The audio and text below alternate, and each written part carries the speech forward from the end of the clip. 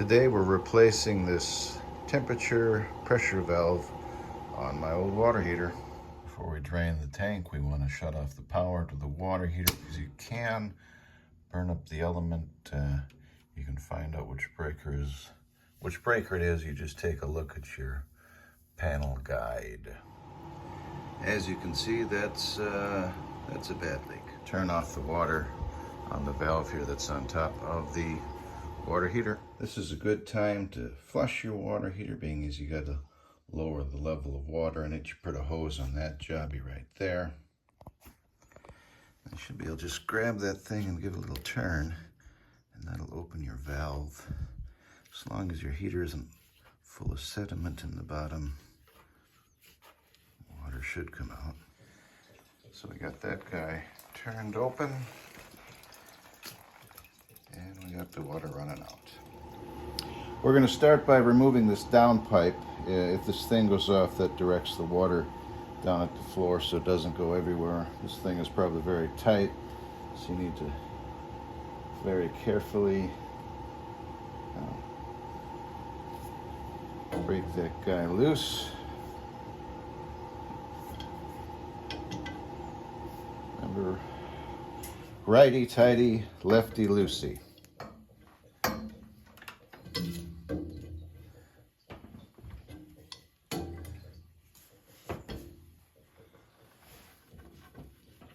Hey, check that out.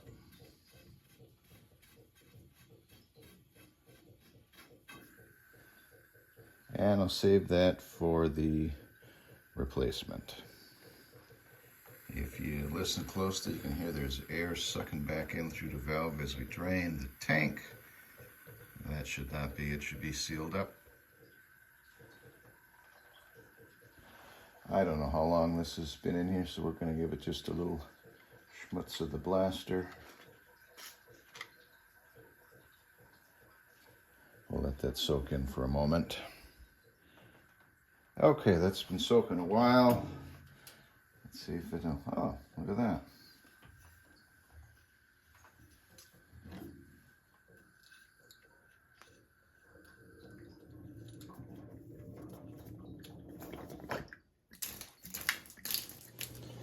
And there is the old valve. I'll head over to the hardware store and hopefully I can get a new one. Here is our new valve and our reward for when it is done. These all have little discs on them with all the pertinent information, pressure, heat, all the good things. You want to make sure that the old and the new match. This guy already came with thread sealant on it. I may give it a little bit of tape just because. Okay, now we just got to screw it in.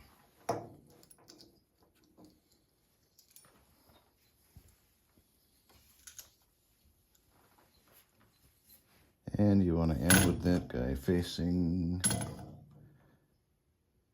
downward, like so. And we put our diversion pipe back on.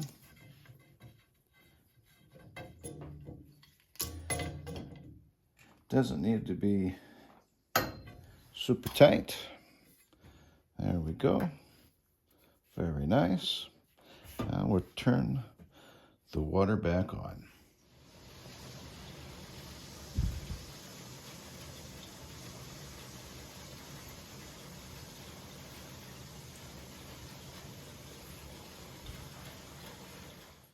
All right, everything's been sitting a few hours and there's no seepage or leaking or dripping. It's very important to remember that I am not a plumber, and what I did here may or may not be correct, but it seems to be working. If this was helpful, like, follow, and make sure you have yourself a treat when you're done with your work.